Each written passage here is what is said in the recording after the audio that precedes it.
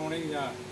Since I moved down here from Nebraska, most of the locals call me Corn Cob, but I ended up here by accident, broke down, and decided I liked it here, stayed, and I got a place, and it's nice and close to everything. I don't really need a car. I needed something to get around. I got the wild idea that I'd make something to travel in, and after numerous failures, I kind of ended up with this one because it keeps me and the batteries warm in the wintertime, and it attracts a lot of little old ladies, but I never have gotten one to take a ride yet. But other than that, it's just something for me to do. I don't hunt, and I don't fish, and I don't golf, and I just go out here and make sparks and hurt myself sometimes making this. I'm not friends on Facebook. I'm at FuriousFlathead51 at hotmail.com. That's FuriousFlathead51 at hotmail.com. It's a Class 2 e-bike with a 1 horsepower electric motor.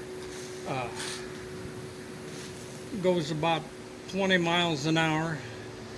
It's got pedals in it, which makes it legal and also charges the battery. And then I do pull solar panels behind because that also helps charge the batteries when I'm going. Theoretically, high noon sun pedaling, I can go about 12 or 15 miles an hour purely on without using on a battery. Probably 100 miles a day if I was up to it. But one of the reasons for going this enclosed design was for the cold weather, and the batteries need to be warm in the wintertime. I looked for a lot of different ways because of the other configurations I've used, and saw this basically on Pinterest, I think, or something. Somebody had made one of them, and I thought, well, I could make that, kind of. And so after a couple months of banging and welding and grinding and cussing, this is what I come up with. Good. Anyway, I use it several times a week, sometimes more than that. It gets me around. It's a lot of fun. How is it during the wet weather period? I generally try to avoid it, although I do hit wet weather, and I haven't had a problem. I don't have a wiper on there, but that's kind of in the works someday maybe. But the water really, it's basically waterproof. What kind of weight would you say that this is? Oh boy, it weighs probably, without me, it probably weighs 500 and some pounds, and then 200 and some more. And the batteries are probably 100 pounds of that, and the motor, the rest of it is fairly lightweight. Let's look at the what you've got under the hood. All right.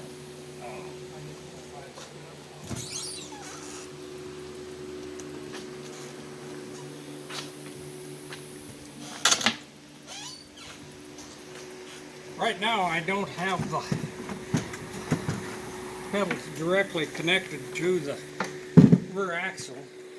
That was just a pain in the butt keeping everything aligned and chained. Basically, I pedal that, leisurely pedal, and it puts out 4 or 5 amps at 48 volts, about what the solar panel does. It pedals easy going downhill, pedals hard going uphill. One of the things that you have to learn when you're using pedals to even out the hills is you got to pedal downhill even when you're coasting. That's kind of hard to get in the mentality of that. But and that's mainly to replace the energy into the batteries that you have been using? To go up the hill and to start out. When you're stopped at a stoplight, stop thing, you just keep on pedaling leisurely, and it... So it doesn't take much energy in your legs as you're sitting there. It depends on how hard you want to pedal. I've geared it so that it's just a leisurely old man pace. I see. But like I said, I watch the meter and the amp meter and read on it. You got to keep pedaling if you want to keep up, you know. If you were going to redo this based upon what you have seen so far or done so far, What changes would you make? Oh boy. Well, of course, the workmanship, since I had a stroke, is suspect. I would know what to do when I had it up on the table where I could get at it easier rather than laying on my back trying to do some modifications underneath. I probably wouldn't make it quite so wide because it's hard to stay on the shoulder and miss the rumble strips. I did that because I was afraid of stability, but being tall, but it's way more stable than I thought it would be. I would probably narrow it 4 or 5 inches. I see. It doesn't need to. Other than that, really, not a whole lot. I see. Why don't you describe to us a little bit about what you have here in the front end? Well, basically, that's just old bicycle parts conduit. I made a front end on it. It's got bicycle or tricycle hydraulic brakes on there, which are just barely enough. But if I go to heavier components, then I got more weight and I need heavier brakes and so on. I have all 6 brakes. I got 3 different levers on the handlebars. Does your horn work? Well, it did yesterday. Yep. That was a request from 3 different people that sent me a message on Facebook. I went by in Walmart, and not that I saw it was a problem, but they said it was just too quiet and they couldn't hear me coming. And but I found out if I do honk at some people, they jump out of their shorts. But go ahead. So what do you have back here in the back? And Well, I went with the duals because, like I said, the regular bicycle tires are flattening out pretty good, and if I put groceries or a 30-pack of beer and a 30-pound bag of cat food in there, I was flattening my tires pretty good. So I let the wheels grind in my head a little while and made a dually out of it. And another nice thing about that is when I'm empty and one goes flat, I can keep going until I get in a nice place to change it. And that's actually the hub motor. That drives the pickup, the truck, the heap, the Model T, or whatever we want to call it. It's basically a hub motor on a bicycle. I use that because it's a high torque, low RPM motor that doesn't need a lot of gear reduction or a big sprocket or anything. It only puts out 1 horsepower at 580 RPM. So it's a high torque motor. And I had it. It was out of a wrecked bicycle thing that I salvaged from somebody. And okay. the trailer, first of all, holds the solar panels. Keep them off of there, although someday I might put some on there too. And another thing it does is this 1 horsepower motor with as much weight as especially if I get a load on there buying groceries, the motor gets hot in the hills. So this actually has hub motors on there that help push it up the hill.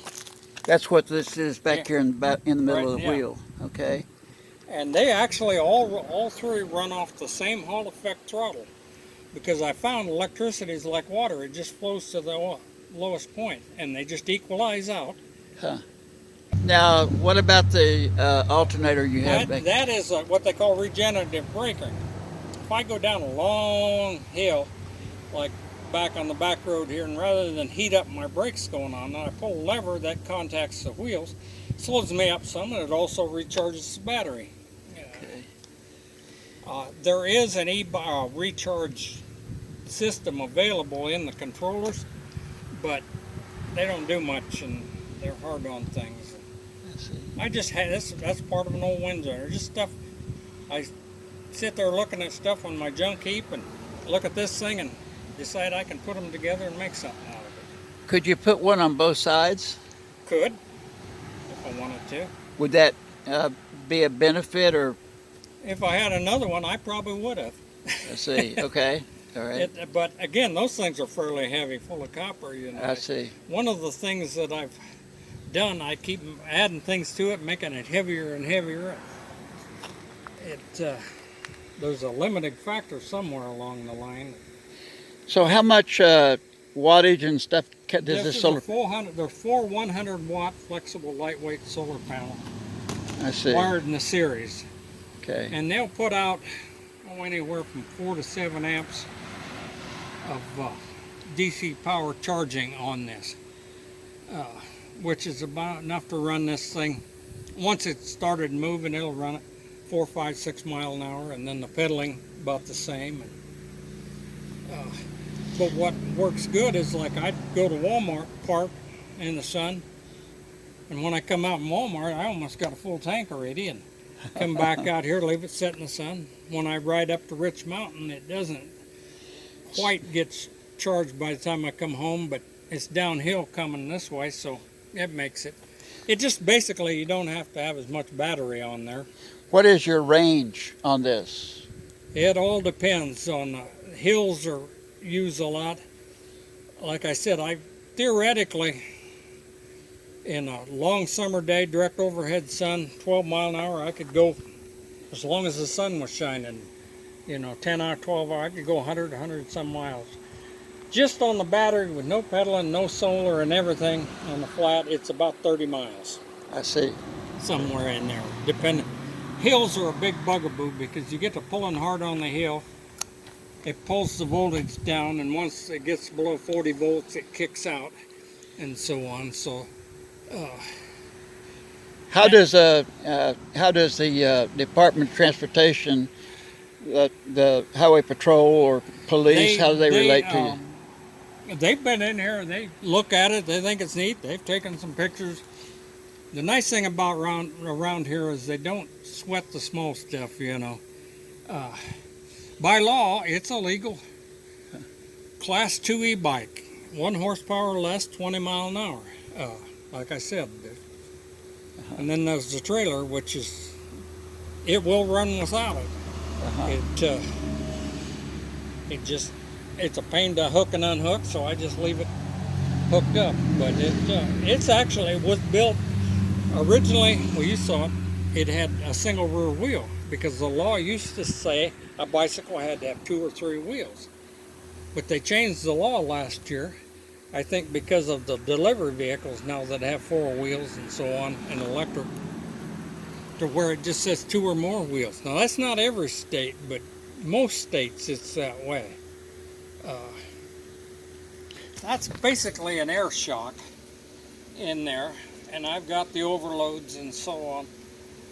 I needed something that's basically off of a little electric quad bike or something, air pressure. I can adjust it. That basically has some spring load. I've got springs in the back, but it takes the bounce out of it, just shock absorber. I see. I don't know, I saw that on eBay and I bought it. Do you find that it's, and you got one on both sides, Right. And do you find that it's pretty stable on the highway? It's really stable. Like I said, if the ones I've had before, I had so much trouble with the crosswinds and so on, and with the ones that had the sofa putting it behind. Now I've had that and a crosswind, a truck knock it over a little bit, but it didn't affect me on driving. It didn't push me in the ditch or anything. But like I said, I'm a little bit of an overkill. I went wide because I didn't know how stable it could be. And the only problem with the width is the rumble strip. Sometimes the shoulder isn't wide enough to stay on the shoulder. But around here, I am just so impressed. People are so courteous. They give me so much room, honk and wave, and even the trucks. Nobody bothers me, and like I said, I'm surprised that there isn't some jerk that wants to be angry with me, but there ain't, so far anyway. Good.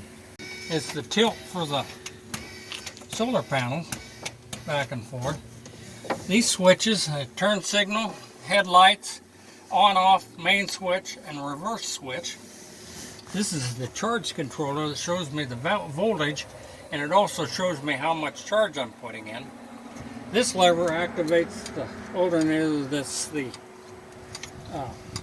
regen brake, and then the 3 of these are hydraulic brakes. This is the throttle that propels it. Now there is a separate one here that I can run one or the other. I wasn't sure how it was going to work, but I found out I could run them both on the same Hall effect controller and it works smooth and flawlessly. I see. So I've got that there, but I don't use it. Okay, and what is this? Oh, that's just where you're... That's where my defroster and my heater mount on Okay. there. In the wintertime, when I'm in here pedaling and puffing, it fogs up. And then that small heater there, it also helps keep me warm. But I've also found that with a little bit of exertion in this small area, I don't really, and it doesn't get that cold around here. I see. But one of the things that is important to these batteries, if it drops below 25 degrees, the performance drops way off. And 20 degrees, they're almost useless. I see. And so theoretically, I could come out, if I wanted to use it on a real cold day, come out and turn that heater on, just runs on the battery, and warm it up enough in here to function well anyway. I see. Okay. So,